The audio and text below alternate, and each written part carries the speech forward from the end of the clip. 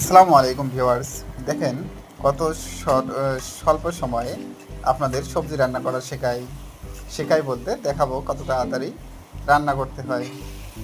প্রথমে তেল, লবণ, মরিচ, পেঁয়াজ একসঙ্গে ভেজে নেবেন।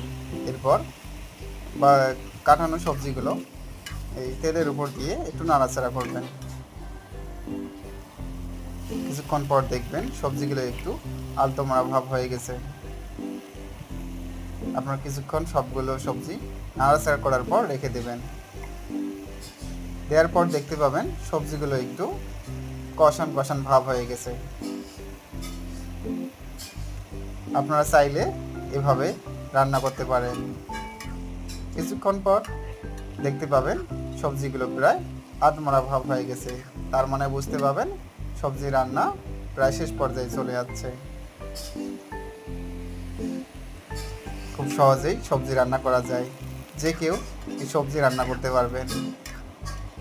কারো ওপর ভরসা না করে 5 মিনিট 10 মিনিট সময় ব্যয় করলেই নিজেই নিজের জন্য সবজি রান্না করতে পারবেন। দেখেন কিছুক্ষণ পর নাড়াচাড়া করার পর সবজিগুলোর কালার পরিবর্তন হওয়া শুরু করেছে।